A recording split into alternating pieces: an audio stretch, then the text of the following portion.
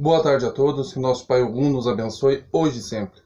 Aqui Pai Everton, dirigente da tenda de Umbanda Pai João da Umbanda, a Chopana. Vamos iniciar mais um vídeo aí com amor, fé e dedicação, né? No vídeo de hoje eu vou estar falando sobre um assunto bem complexo, né? Daria vários vídeos, que é sobre o mecanismo de incorporação e o controle mental enquanto se está incorporado. Veja que bonito a pergunta, que forte e que complexa. Essa pergunta quem me mandou foi a minha filha Maria Luísa, aí que é de Maluriançã, minha filha. O pai ama você. Beijo, obrigado pelo carinho, pela atenção de mandar essa pergunta ali para nós, tá bom? Antes de falar sobre o mecanismo de incorporação, precisamos, né, falar algo sobre mediunidade, né? Que é o estado que o ser humano se encontra mais sensível às questões espirituais, paranormais, astrais, enfim. Então, mediunidade é um estado no qual o ser humano absorve com maior facilidade questões espirituais, né? Kardec diz que nos fala que é um dom, né? E que não podemos deixar esse dom acabar, né? Temos que realmente desenvolvê-lo para benefício próprio mesmo e também para ajudar as pessoas, tá certo? Existem vários tipos de mediunidade, não somente a de incorporação, né, como a maioria pensa.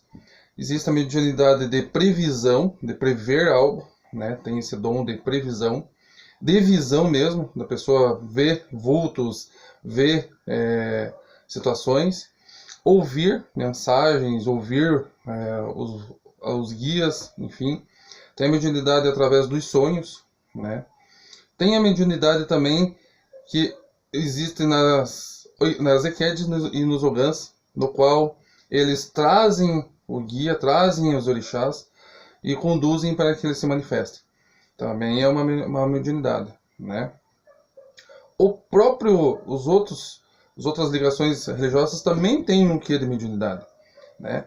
O padre, quando vai fazer a consagração na igreja, é um tipo de mediunidade, né? Ele está trazendo a palavra bíblica na prática, né? Consagrando o vinho e a hóstia em corpo e sangue de Cristo, né? Então, são dogmas, claro, mas é uma mediunidade, né? Então, o pastor, ao mesmo tempo que está ali orando, né, fazendo imposição de mãos, é uma mediunidade, né? Tem religiões que nem o Reiki, o John Ray, que fazem a imposição de mãos, é uma mediunidade, né?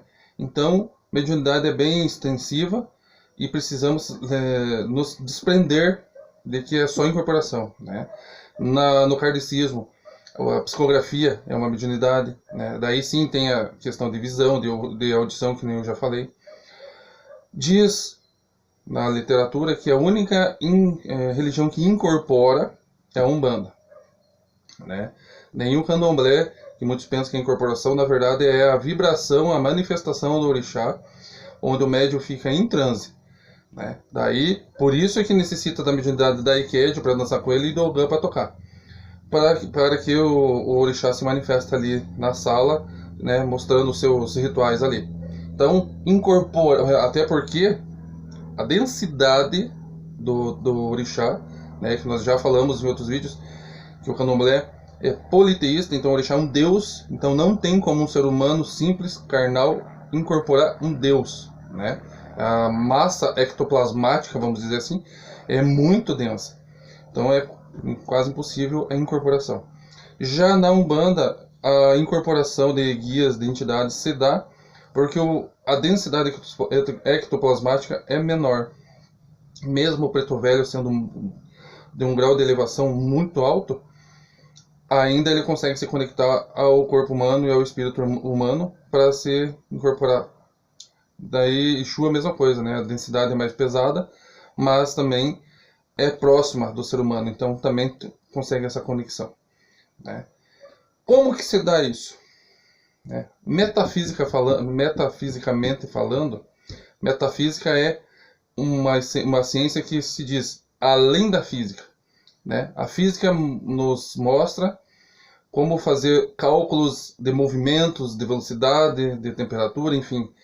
Prova para nós a prática de que é possível você manipular a mão, o braço, trazendo algo para você, no sentido de alavanca, enfim, vários sentidos que a física nos mostra. E a metafísica nos mostra isso numa questão espiritual paranormal. Então, metafisicamente falando, a incorporação se dá através dos chakras. Chakra também é um assunto que o pai vai falar em vídeos próximos. Cada ser humano, né, perispiritual, tem os seus chakras. Inicia-se no ori e vai até os pés. O espírito do guia também tem seus chakras. Então, é como que se fosse duas tomadas, cada chakra se conectando até o final, do início até o final.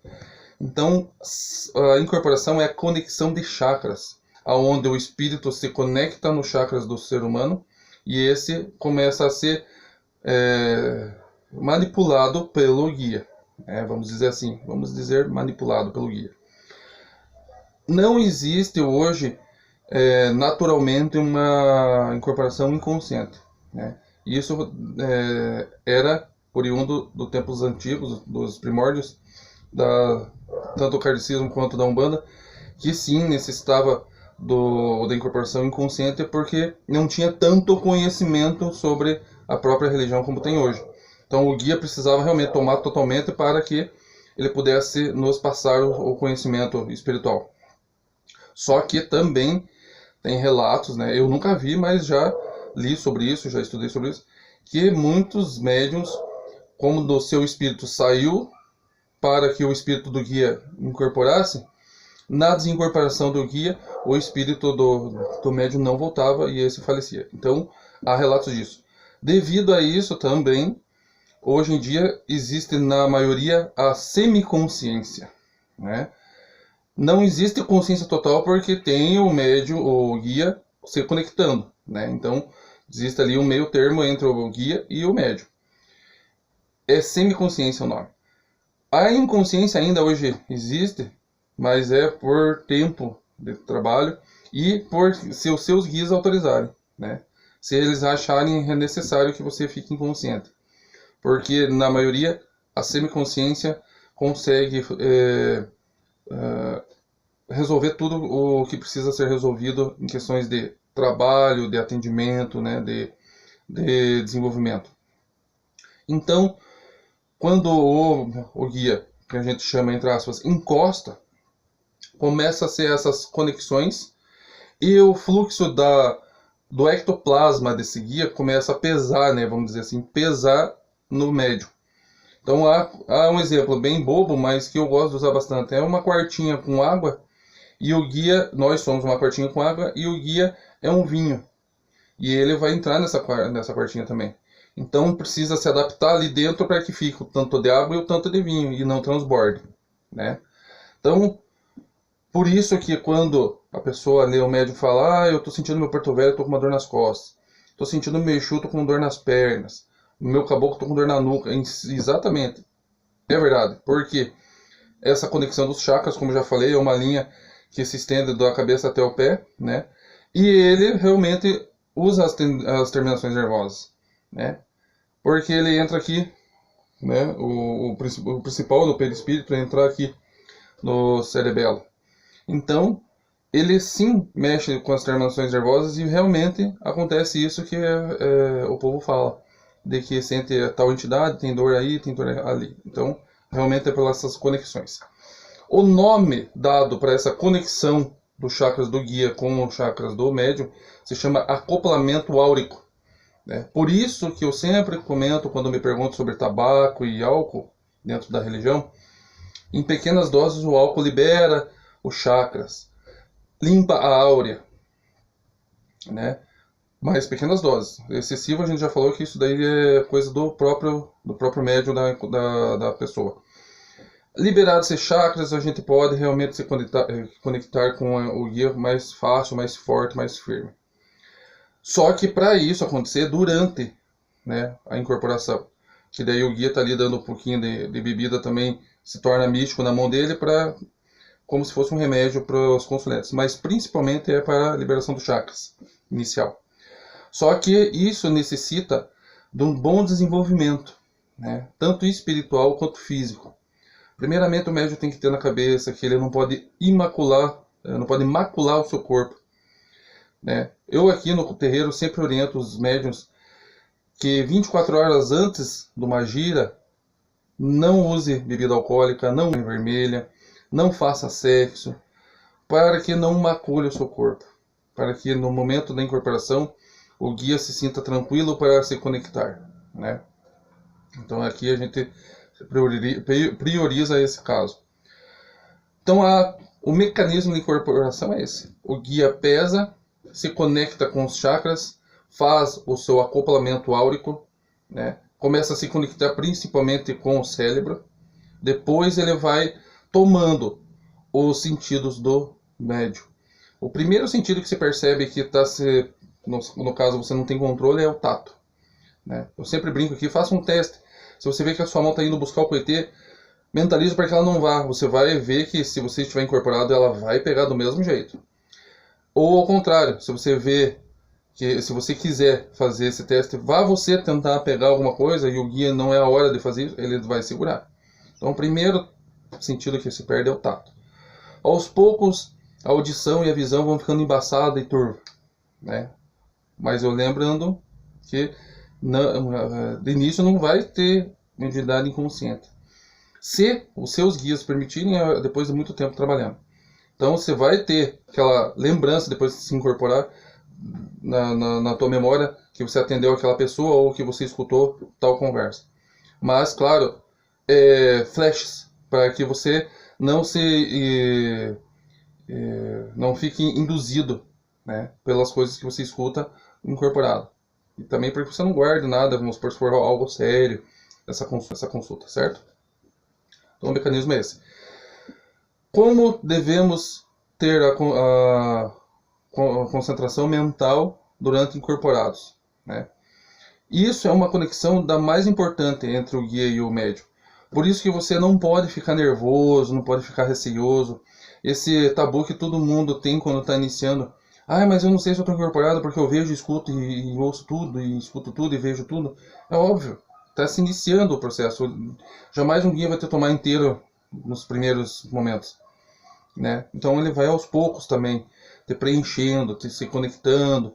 Tem aquele negócio que a gente fala, pesa e sai, né? Vários tipos de jeito de se falar uma questão.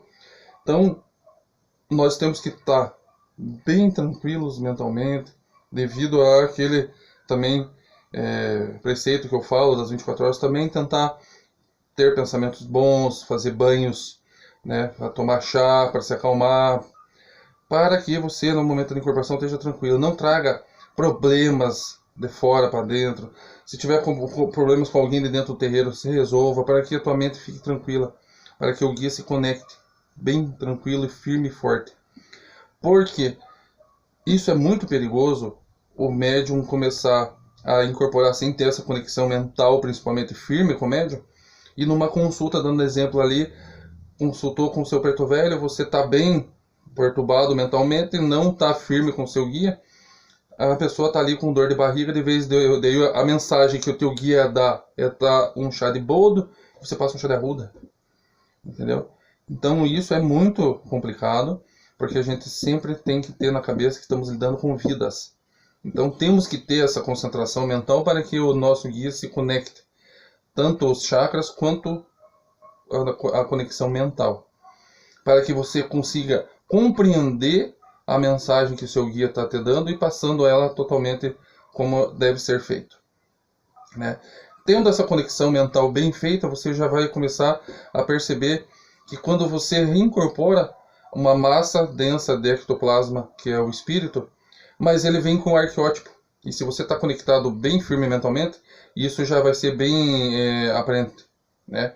Dando exemplo, você conectou bem forte com o seu guia Danilo Baiano.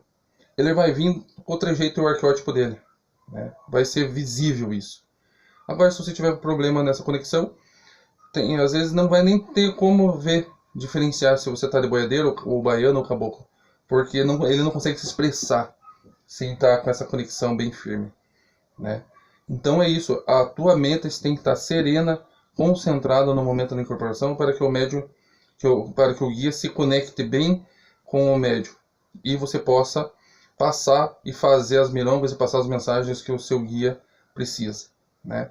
Então, quando vai começar o seu desenvolvimento mediúnico, aqui a gente faz muito isso, desenvolvimento mediúnico físico e mental, se entregue, né?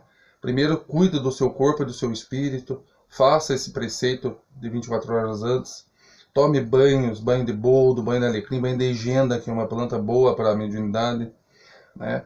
Água de canjica, tome chá de camomila para você ficar tranquilo, para você poder ficar concentrado e receber o seu guia para que ele possa mirongar e fazer os milagres que é necessário, né? Curas, benzimentos, né? Abertura de caminhos, enfim, tudo que o seu guia se prontificar a fazer, e você vai dar isso para ele, esse suporte, para que o aparelho dele esteja preparado e apto para que ele possa trabalhar.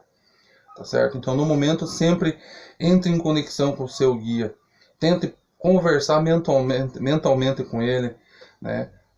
Eu sempre faço isso, né? Muitos anos, e eu ainda faço isso forte. Cada vez que eu vou incorporar, mesmo que seja numa gira ou numa consulta, eu estou ali me concentrando para que ele comece a conexão, eu vou falando com ele. Dando exemplo, Pai João. Quando eu já estou ali na frente para receber para consulta, eu fico mentalizando e falando: meu Pai, traga o que é verdade e leve o que é mentira. Traga o bem e leve o mal. E vou falando e mentalizando e tentando já fortalecer essa conexão mental com ele. Quando eu vejo a questão, a incorporação e daí a consulta e flui maravilhosamente bem, desincorporo, ele leva tudo que precisa, porque também se a pessoa não tiver essa boa conexão na incorporação, a desincorporação vai ser horrível.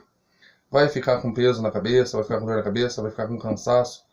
Então precisa se preparar psicologicamente, mentalmente, espiritualmente e fisicamente para a incorporação. Tá certo? Então eu falei mesmo que esse assunto é muito complexo, daria e dá muitos vídeos, mas espero que tenham gostado, tenham entendido bem, né? Que eu esteja passando de uma maneira clara, tá certo? Minha filha, obrigado pela essa pergunta. Pai adorou. Beijo. E peço que Deus e o Pai Mulu nos livre rapidamente dessa pandemia, que esse coronavírus consigam achar, desenvolver a vacina para que a gente volte à nossa vida normal, porque eu vejo muitas pessoas desesperadas, perdendo emprego, saindo das casas de terreiro ou de igrejas, que eu acho isso muito errado, porque se no momento de de problemas, de crises, aí é necessário a religião estar junto, firme, para que possa você se concentrar e se acalmar e ter um caminho. Eu sempre penso, se está ruim, mas você dentro da religião, sem estar da religião, vai estar pior. Porque pelo menos nós temos o conforto, falando aqui de Umbanda, temos o conforto dos guias, temos o conforto da palavra dos seus próprios guias e dos guias do Pai. Sempre vai ter uma palavra amiga, sempre vai ter um respaldo. Sozinho é pior. Tá certo? Então, continuaremos firmes, fazendo nossas orações, Papai Molu, Pai Ubalaê, né, nosso Pai Xalá, Mãe Nanã, para que tire esse tempo da pandemia de coronavírus aí que está nos aterrorizando. Tá certo? Que nosso Pai Oxalá nos abençoe e nos inunde de paz e harmonia. Axé.